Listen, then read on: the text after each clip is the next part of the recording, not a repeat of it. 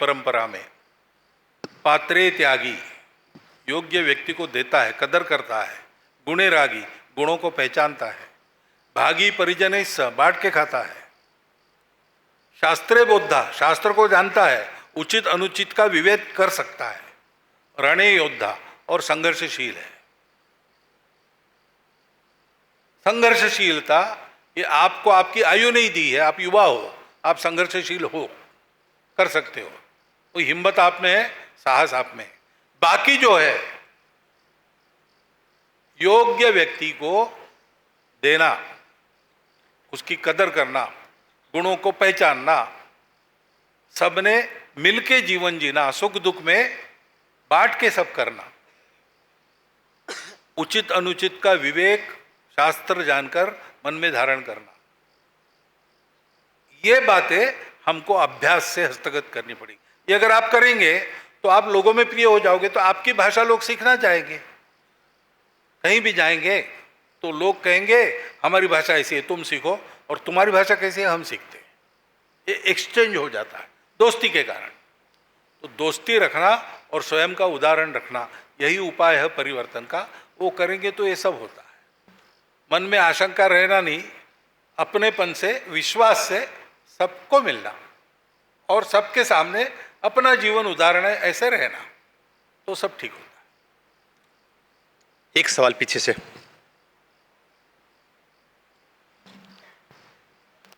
हाँ?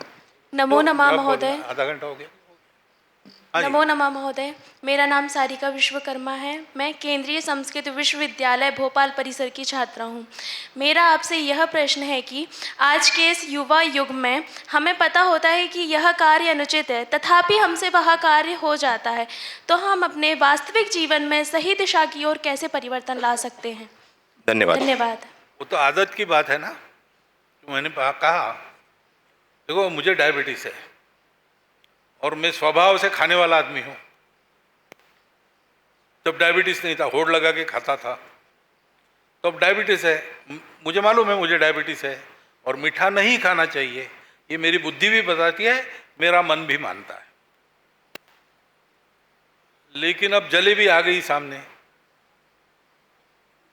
वो आदत, तो फिर मन कहता है थोड़ी सी खाने से क्या होता है। आजकल तो वो अपर शुगर लेवल बढ़ा दी है डॉक्टरों ने, या तुम इंसुलिन ले रहे हो 2 पॉइंट ज्यादा ले लो। तुम नहीं लोगे तो सामने वाले का दिल टूटेगा। ये सब तर्क मेरा मन देता है, क्योंकि शरीर नहीं मान रहा है।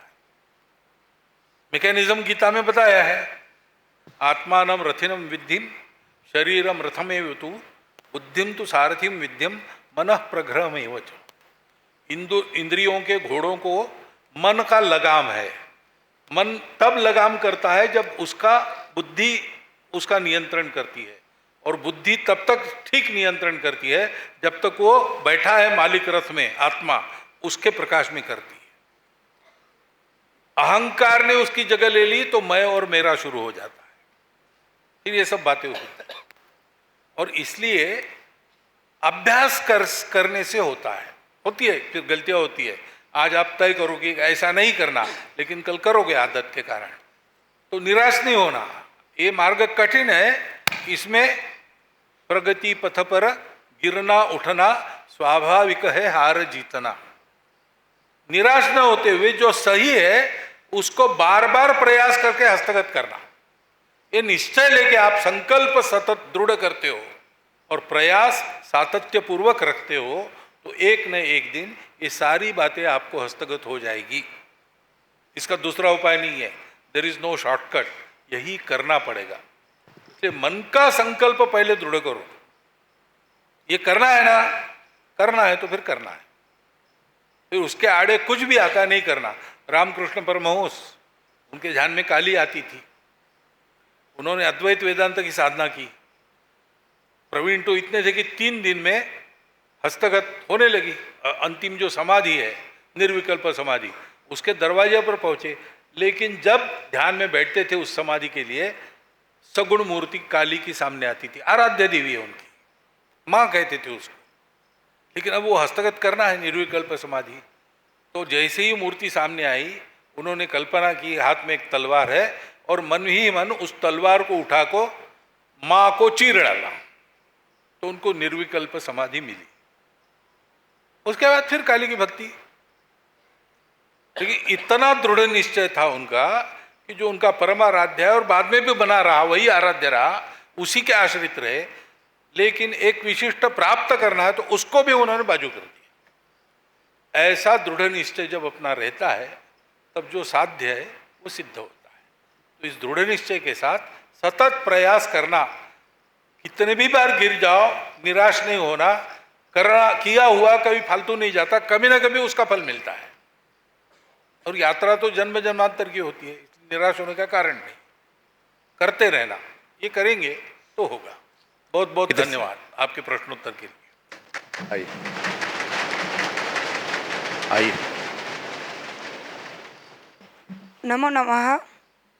इधर नमो नमः। एक अंतिम सवाल ले लेते हैं, अंतिम ले लेते हैं। आप आओ ना, करो, बोलिए बोलिए। नमो नमः। मेरा नाम निकिता है, मैं संस्कृत विद्या विद्यालय से हूँ। मेरा प्रश्न यह है कि जो अन्य देश होते हैं वो वहाँ जो चीज़ बनती है वो हम लोग उसकी भाषा में लगते हैं, जो भी डिटेल्स उसमें होती है, तो हमारे देश में जो भी चीज़ बनती है उसमें हम अन्य भाषा में क्यों लिखें? जैसे कि यहाँ कोई भी चीज़ बनेगी तो उसकी जितनी भी डिटेल्स होगी जिसमें वो लेबल लिखा होगा वो सारी दूसरी भाषा में क्यों लिखा होगा? वो लेवल पर जो लिखा होता है, तो अभी वो परिवर्तन आना है, आना तो चाहिए।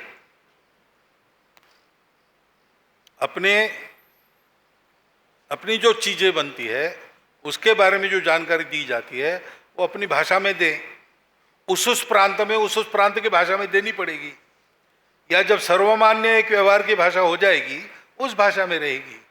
वो होना तो चाहिए, लेकिन अभी वो परिवर्तन आना है, आएगा। अभी तो कुछ होने लगा है। पहले जैसा अंग्रेजी का उपयोग सर्वत्र होता था वैसा आज नहीं है। अब भाषा में राज्य भी अपने राज्य भाषाओं का उपयोग कर रहे हैं, केंद्र में भी हिंदी भाषा है। भारतीय भाषाओं के लिए अलग से प्रयास शासकीय और प्रशासकीय स्तर पर शुरू हुए हैं। समाज के आचरण में वो आनी है, और इसलिए मैंने कहा अपने घर से शुरू करो। आपके घर पर नाम का फलक, आप भी एक भारत की वस्तु हो, तो आपके घर पर जो लेबल है वो भारत की भाषा में होना चाहिए। आप किसी भी कागज पर हस्ताक्षर करते हो अपने मातृभाषा में करो। हस्ताक्षर पर कोई निर्बंध नहीं है, आप दुनिया के किसी भी देश में जाके अपनी मातृभाषा में हस्ताक्षर कर सकते हो, वही वैध माना जाता है। अपनी भाषा में अपनी भाषा को शुद्ध बोलने का प्रयास करो। हमको अभी बात करते समय अंग्रेजी का सहारा लेना तो पड़ रहा है ना। देखा, मैं भी बोल रहा हूँ, आप भी बोल रहे हैं, समझ में नहीं आता या हमको शब्द ध्यान नहीं, तो अपनी प्रवीणता ऐसी हो कि एक भी शब्द दूसरी भाषा का किसी भाषा को बोलते समय, भाषा बोलनी है तो शुद्ध भाषा बोलनी, ऐसा अभ्यास करो। उत्तम उत्तम बातें अपनी भाषा के साहित्य की अपने घर में रखो, पढ़ो, पढ़ाओ, भाषा का प्रयोग करो। हमारे थे एक कार्यकर्ता, ऐसे बहुत कार्यकर्ता है जो कभी भी अंग्रेजी का उपयोग हिंदी बोलते समय नहीं करेंगे। वो रेलवे स्टेशन पर जाएंगे, टिकट मांगेंगे तो हिंदी में टिकट नहीं कहेंगे, वो प्रवेशिका कहेंगे, कुछ कहेंगे। तो टिकट बाबू को समझ में थोड़ा देर लगता है, लेकिन इनका आग्रह है कि वही कहना, तो वो भी समझने लगता है।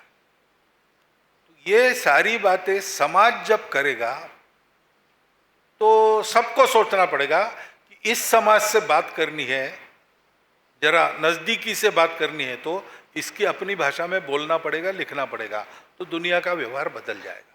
ये हमको करना पड़ेगा, ये अभी हमने शुरू नहीं किया है, वो करना चाहिए। बहुत बहुत धन्यवाद परम पूज्य डॉक्टर मोहन भागवत जी। अब मैं अनुरोध करूंगा श्री आशुतोष जोशी जी, जो मीडिया फाउंडेशन के हेड है, कृपया करके आप अपना 2 शब्द रखिए।